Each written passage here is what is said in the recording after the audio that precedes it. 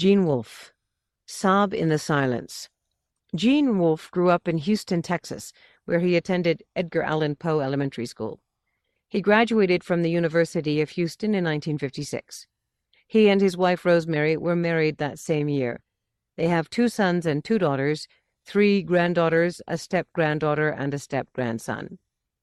Wolfe's most recent novels are The Book of the Long Sun and The Book of the Short Sun, plus a 2-volume fantasy, The Wizard Knight, and the forthcoming Pirate Freedom.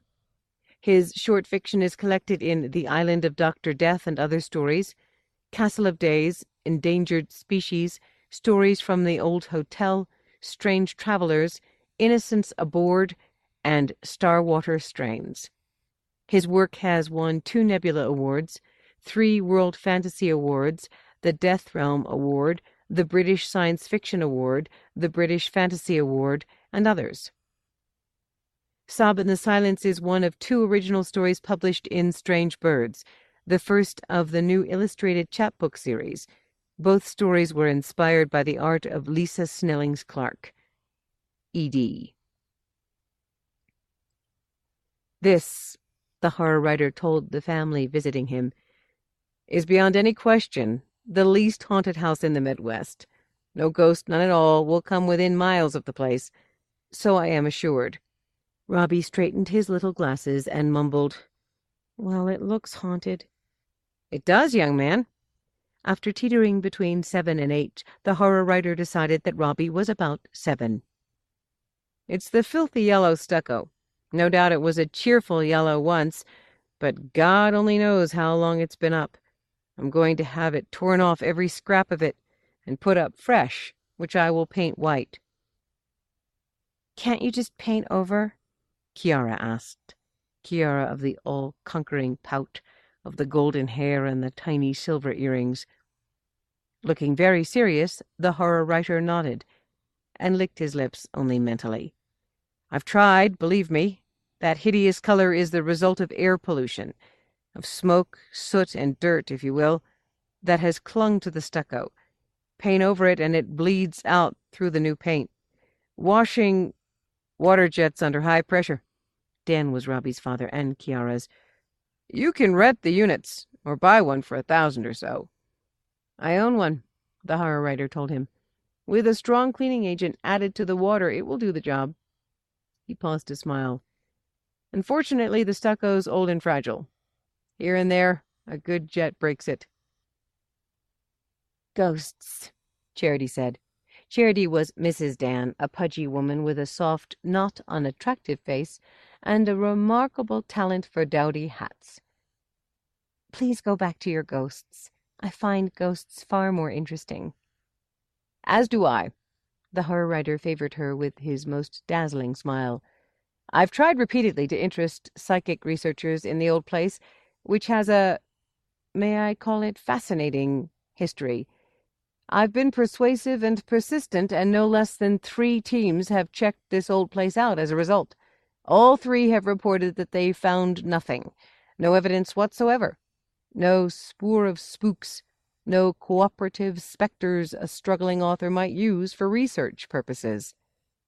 "And publicity," Kiara said. "Don't forget publicity. I plan to get into public relations when I graduate." "And publicity, you're right.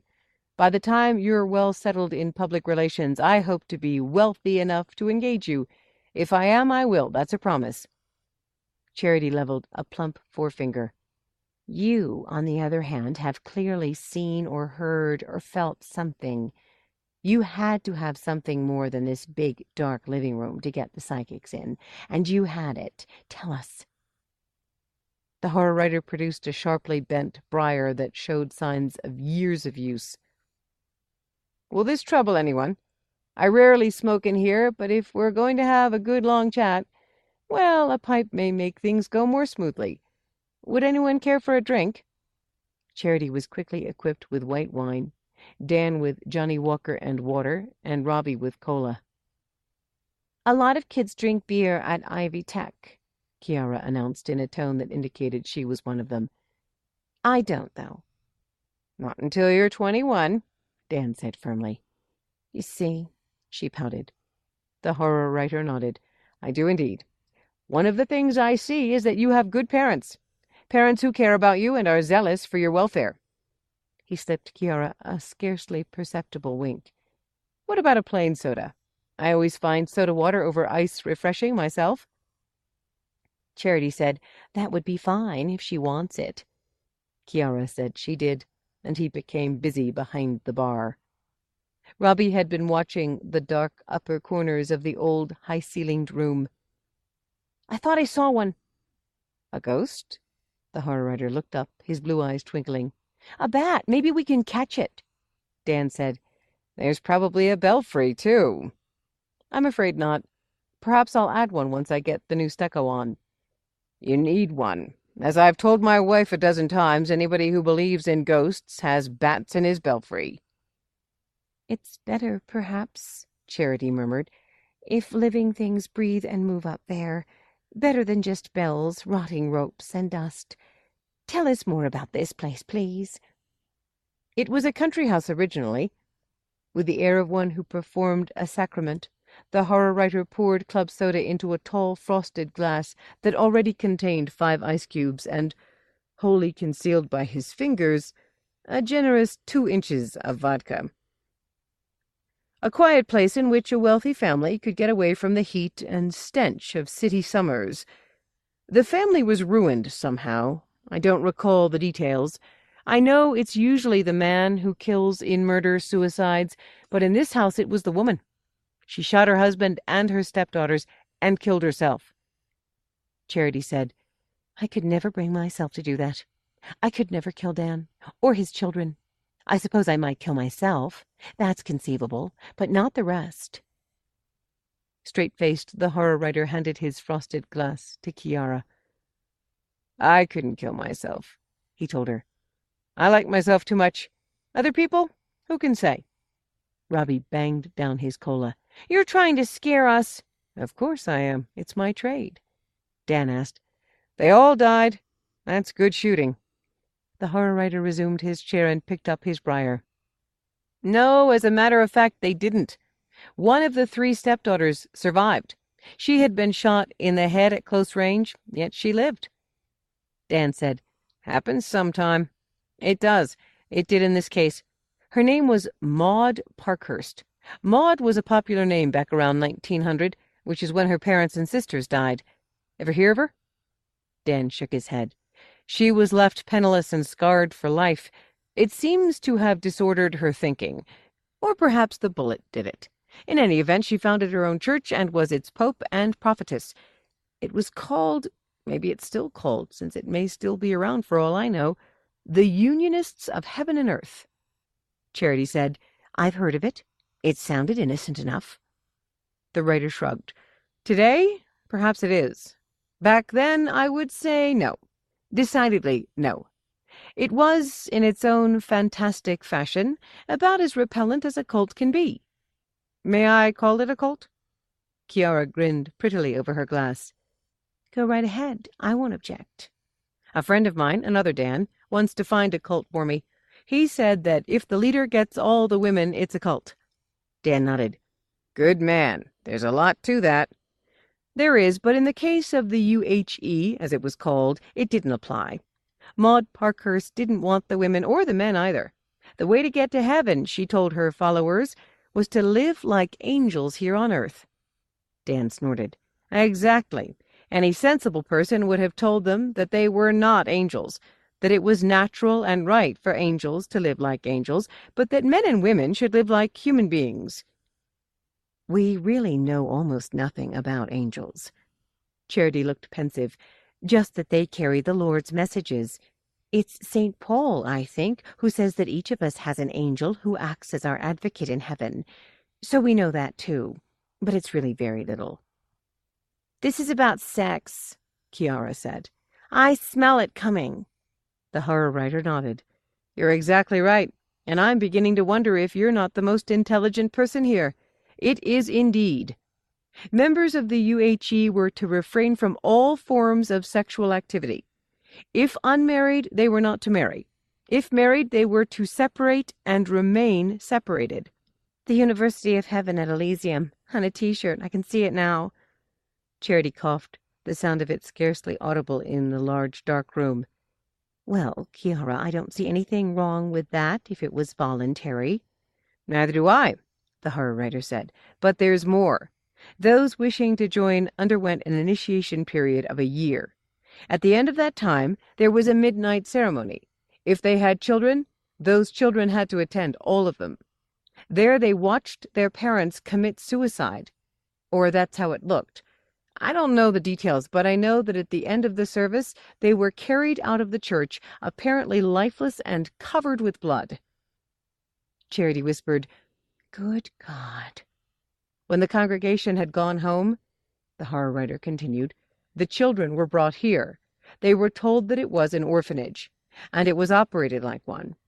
Before long, it actually was one. Apparently there was some sort of tax advantage, so it was registered with the state as a church-run foundation. And from time to time, the authorities sent actual orphans here. It was the age of orphanages, as you may know. Few children, if any, were put in foster homes. Normally it was the orphanage for any child without parents or close relatives. Dan said, "There used to be a comic strip about it, Little Orphan Annie." The horror writer nodded. "Based upon a popular poem of the 19th century. Little Orphan Annies come to our house to stay, and wash the cups and saucers up, and brush the crumbs away, and shoo the chickens off the porch, and dust the hearth and sweep, and make the fire and bake the bread, and earn her board and keep.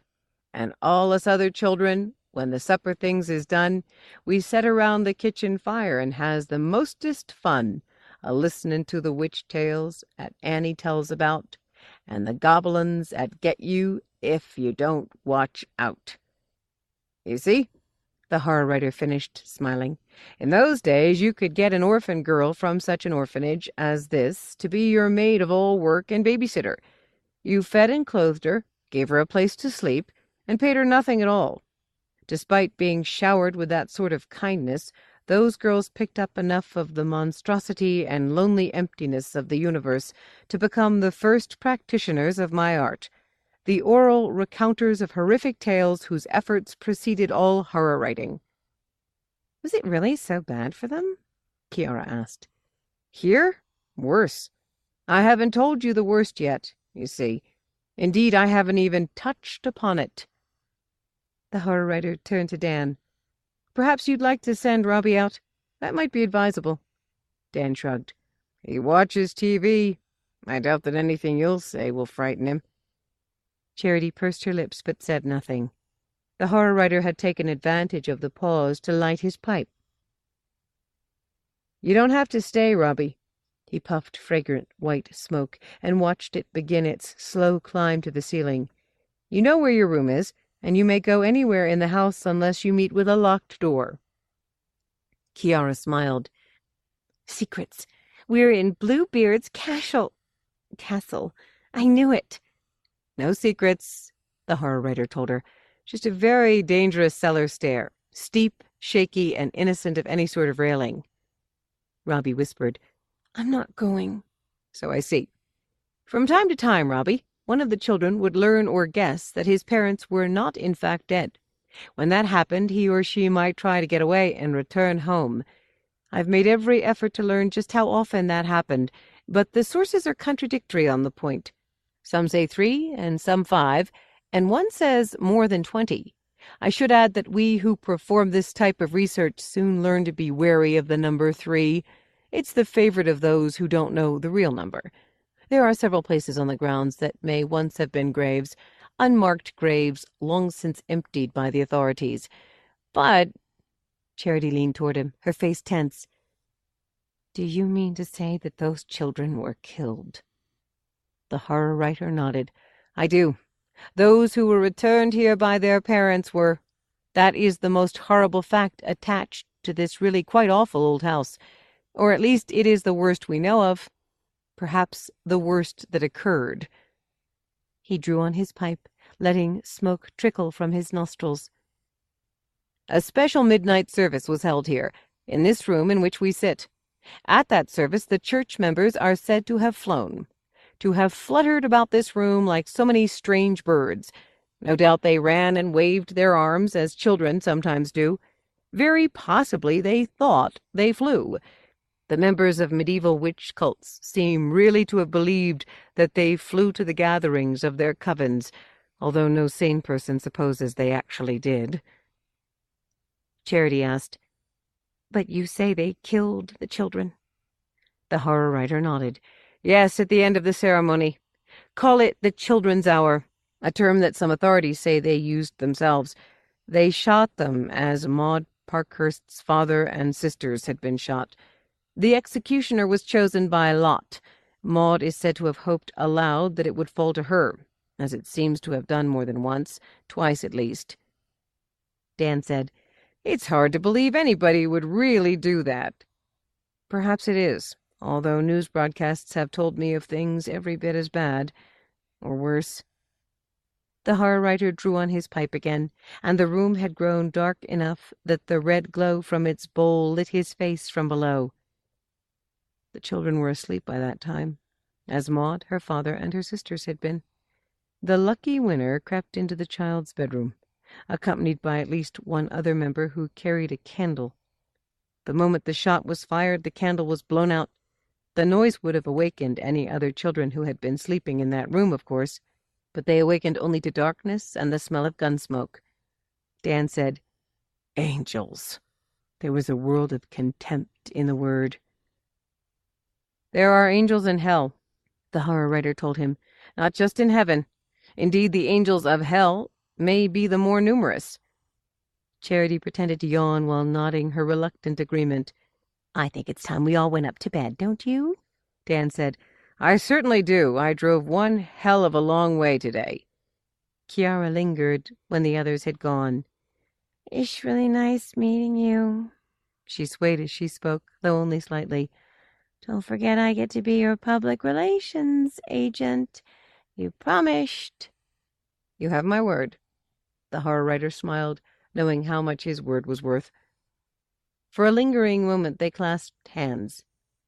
"It's hard to believe," she said, "that you were Dad's roommate. You seem so much younger." He thanked her and watched her climb the wide curved staircase that had been the pride of the Parkhursts long ago, wondering all the while whether she knew that he was watching. Whether she knew or not, watching Kiara climb stairs was too great a pleasure to surrender. On the floor above, Charity was getting Robbie ready for bed. "You're a brave boy, I know. Aren't you a brave boy, darling? Say it, please. It always helps to say it." "I'm a brave boy," Robbie told her dutifully. "You are. I know you are. You won't let that silly man downstairs fool you. You'll stay in your own bed, in your own room, and get a good night's sleep. We'll do some sightseeing tomorrow. Forests and lakes and rugged hills where the worked-out mines hide." Charity hesitated, gnawing with small white teeth at her full lower lip. "There's no night light in here, I'm afraid, but I've got a little flashlight in my purse. I could lend you that. Would you like it?" Robbie nodded and clasped Charity's little plastic flashlight tightly as he watched her leave. Her hand, the one without rings, reached up to the light switch. Her fingers found it. There was darkness. He located the switch again with the watery beam of the disposable flashlight, knowing that he would be scolded, perhaps even spanked, if he switched the solitary overhead light back on, but wanting to know exactly where that switch was, just in case. At last he turned Charity's flashlight off and lay down. It was hot in the too large, too empty room, hot and silent. He sat up again and aimed the flashlight toward the window. It was indeed open, but open only the width of his hand. He got out of bed, dropped the flashlight into the shirt pocket of his pajamas, and tried to raise the window farther. No effort he could put forth would budge it. At last he lay down again, and the room felt hotter than ever. When he had looked out through the window, it had seemed terribly high. How many flights of stairs had they climbed to get up here? He could remember only one, wide-carpeted stairs that had curved as they climbed. But that one had been a long, long stair. From the window he had seen the tops of trees, treetops and stars. The moon had been out, lighting the lawn below and showing him the dark leaves of the treetops, although the moon itself had not been in sight from the window. "It walks across the sky," he told himself. Dan, his father, had said that once. "You could walk." The voice seemed near, but faint and thin. Robbie switched the flashlight back on. There was no one there. Under the bed, he thought. They're under the bed. But he dared not leave the bed to look, and lay down once more. An older person would have tried to persuade himself that he had imagined the voice, or would have left the bed to investigate. Robbie did neither. His line between palpable and imagined things was blurred and faint, and he had not the slightest desire to see the speaker, whether that speaker was real or make-believe. There were no other windows that might be opened. He thought of going out. The hall would be dark, but Dan and Charity were sleeping in a room not very far away. The door of their room might be locked, though. They did that sometimes. He would be scolded in any event. Scolded and perhaps spanked, too. It was not the pain he feared, but the humiliation. "I'll have to go back here," he whispered to himself. "Even if they don't spank me, I'll have to go back." "You could walk away." A girl's voice, very faint. From the ceiling? No, Robbie decided. From the side toward the door. "No," he said. "They'd be mad." "You'll die. Like us." Robbie sat up, shaking. Outside, the horror writer was hiking toward the old rented truck he had parked more than a mile away. The ground was soft after yesterday's storm, and it was essential, absolutely essential, that there be tracks left by a strange vehicle. A turn onto a side road, a walk of 100 yards, and the beam of his big electric lantern picked out the truck among the trees. When he could set the lantern on its hood, he put on latex gloves. Soon, very soon, the clock would strike the children's hour, and Edith with the golden hair would be his. Beautiful Chiara would be his. As for laughing Allegra, he neither knew nor cared who she might be. "Whoosh!" Chiara's voice was thick with vodka and sleep. "It's only me," Robbie told her, and slipped under the covers. "I'm scared." She put a protective arm around him. "There are other kids in here. There are. They're gone when you turn on the light, but they come back. They do." "Uh-huh." She hugged him tighter and went back to sleep. In Scales Mound, the horror writer parked the truck and walked 3 blocks to his car. He had paid 2 weeks' rent on the truck, he reminded himself. Had paid that rent only 3 days ago. It would be 11 days at least before the rental agency began to worry about it, and he could return it or send another check before then. His gun, the only gun he owned, had been concealed in a piece of nondescript luggage and locked in the car. He took it out and made sure the safety was on before starting the engine. It was only a long-barreled .22, but it looked sinister, and should be sufficient to make Chiara obey if the threat of force were needed. Once she was down there, she might scream all she liked. It would not matter. As he drove back to the house, he tried to decide whether he should hold it or put it into one of the big side pockets of his barn coat. Robbie, having escaped Chiara's warm embrace, decided that her room was cooler than his. For one thing, she had 2 windows. For another, both were open wider than his one window had been. Besides, it was just cooler. He pulled the sheet up, hoping she would not mind. "Run," whispered the faint, thin voices. "Run, run. Get away while you can. Go." Robbie shook his head and shut his eyes. Outside Chiara's bedroom, the horror writer patted the long-barreled pistol he had pushed into his belt. His coat pockets held rags, 2 short lengths of 1/4-inch rope, a small roll of duct tape, and a large folding knife. He hoped to need none of them. There was no provision for locking Chiara's door. He had been careful to see to that. No key for the quaint old lock, no interior bolt, and yet she might have blocked it with a chair. He opened it slowly, finding no obstruction. The old oak doors were thick and solid, the old walls thicker and solider still. If Dan and his wife were sleeping soundly, it would take a great deal of commotion in here to wake them. Behind him, the door swung shut on well-oiled hinges. The click of the latch was the only sound. Moonlight coming through the windows rendered the penlight in his shirt pocket unnecessary. She was there, lying on her side and sound asleep, her lovely face turned toward him. As he moved toward her, Robbie sat up, his mouth a dark circle, his pale face a mask of terror. The horror writer pushed him down again. The muzzle of his pistol was tight against Robbie's head. This, though the horror writer could not have said how it came to be there. His index finger squeezed even as he realized it was on the trigger. There was a muffled bang, like the sound of a large book dropped. Something jerked under the horror writer's hand, and he whispered, "Die like my father, like Alice in June. Die like me."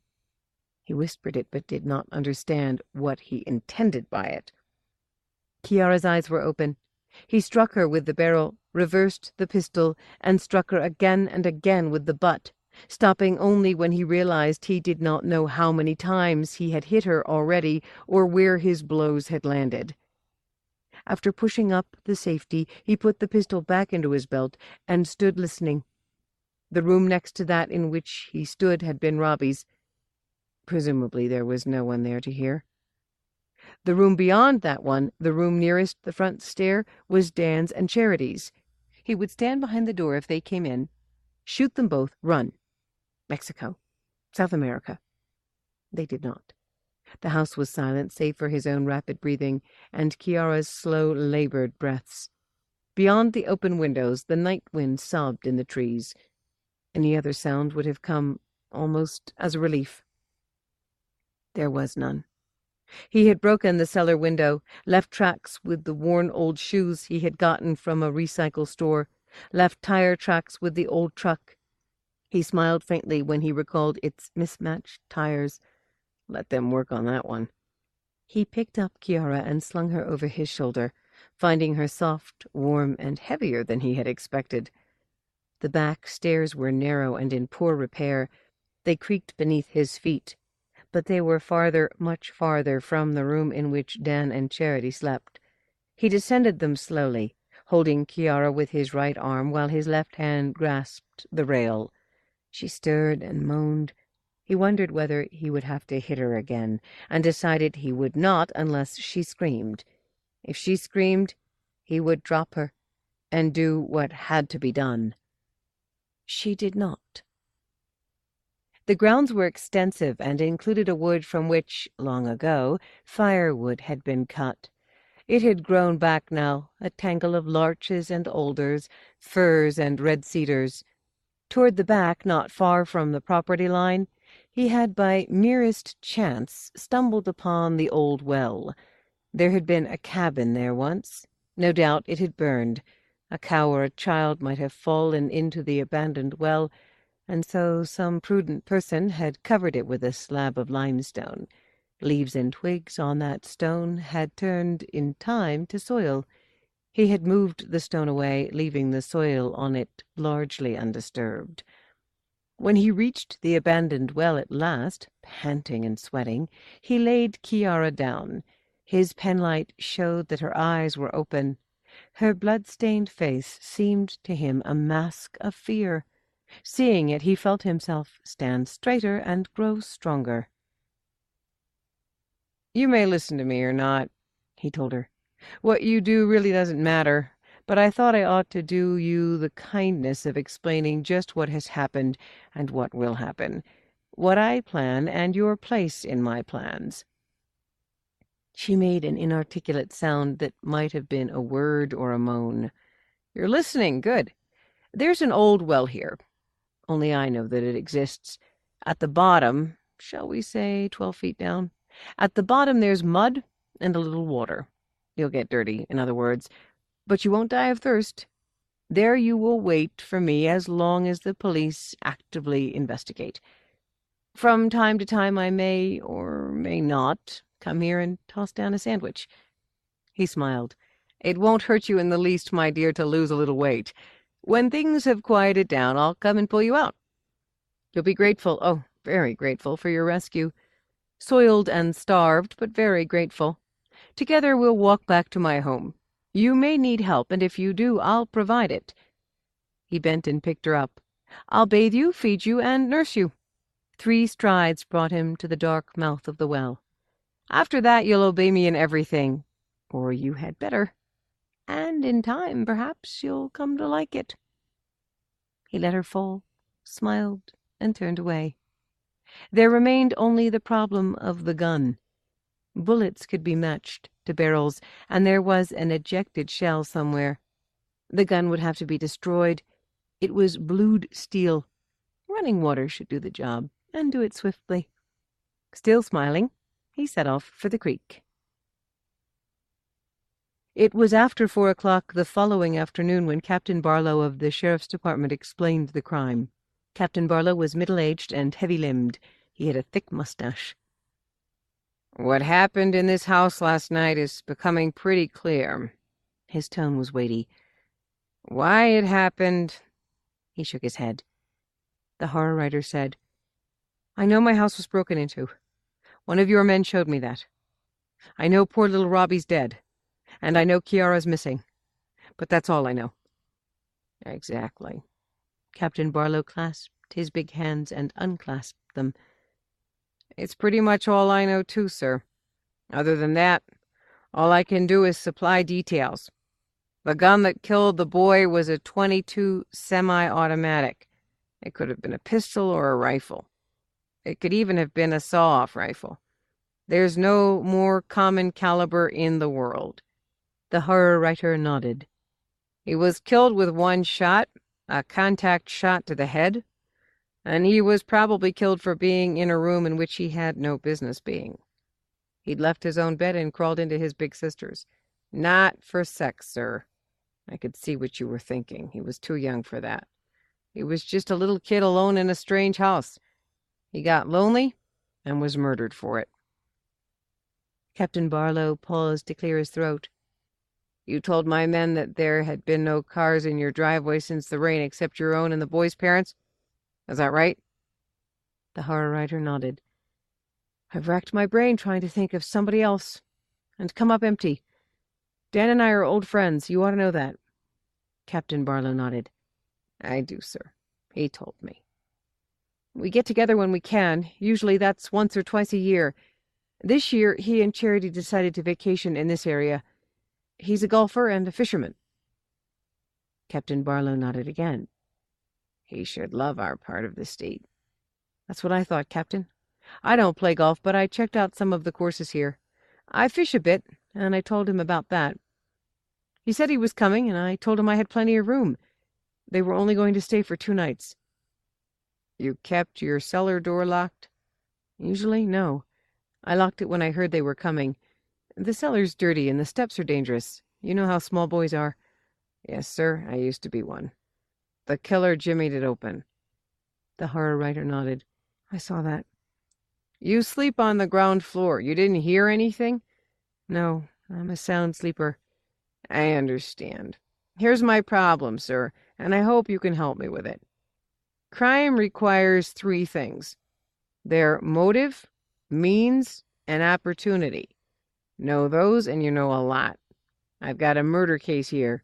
It's the murder of a kid. I hate the bastards who kill kids, and I've never had a case I wanted to solve more." "I understand," the horror writer said. "Means is no problem. He had a gun, a car, and tools. Maybe gloves, because we haven't found any fresh prints we can't identify. His motive may have been robbery, but it was probably of a sexual nature.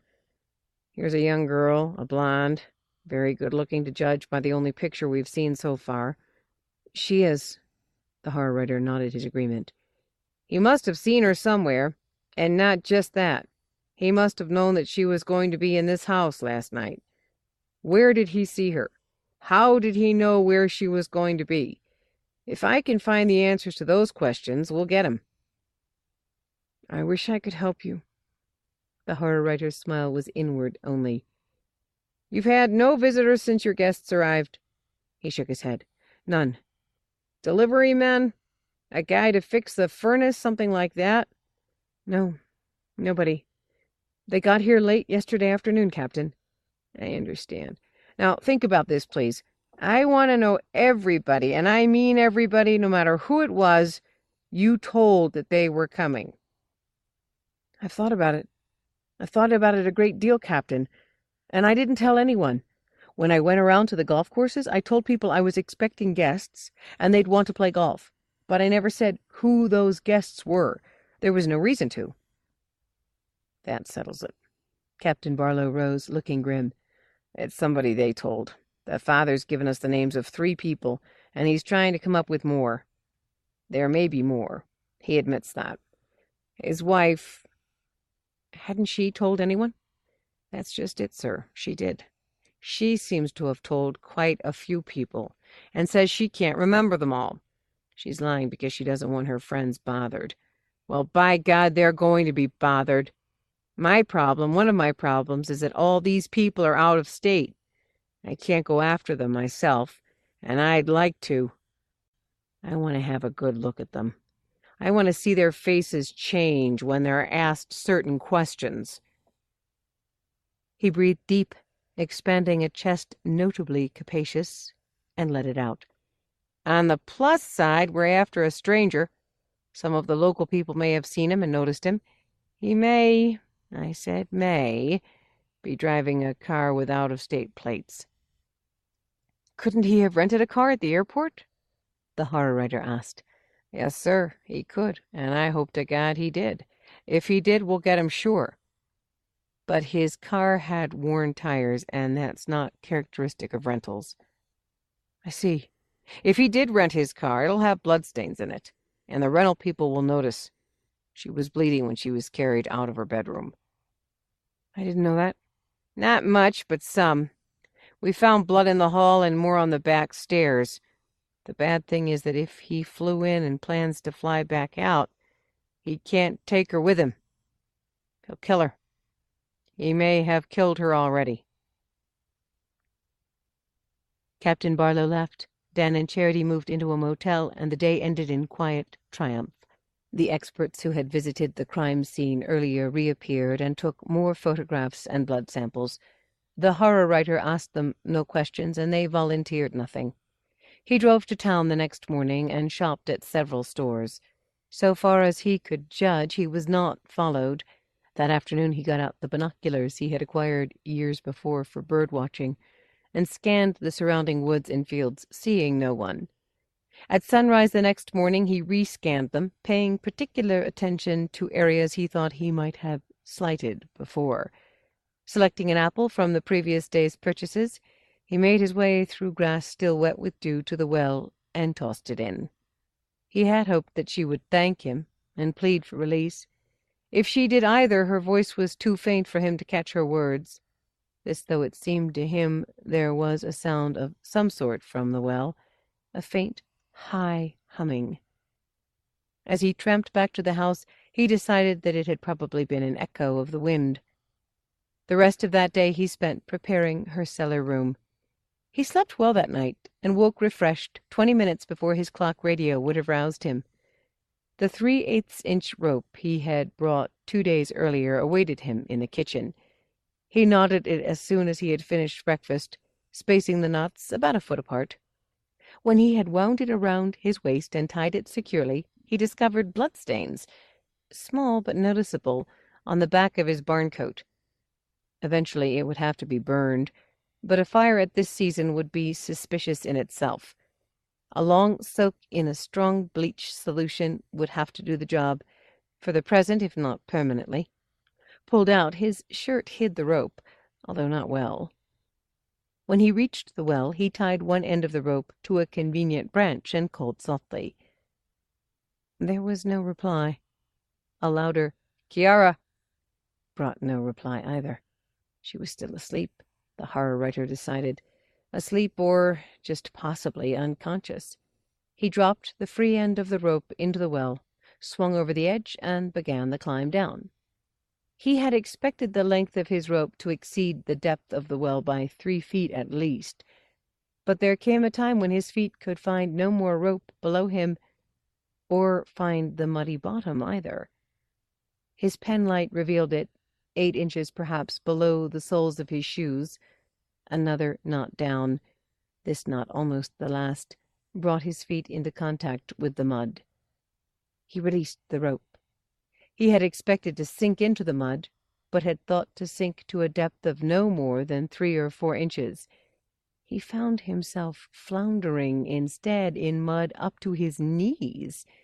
It was difficult to retain his footing. Bracing one hand against the stone side of the well, he managed to do it. At the first step he attempted, the mud sucked his shoe from his foot. Groping the mud for it got his hands thoroughly filthy, but failed to locate it. Attempting a second step cost him his other shoe as well.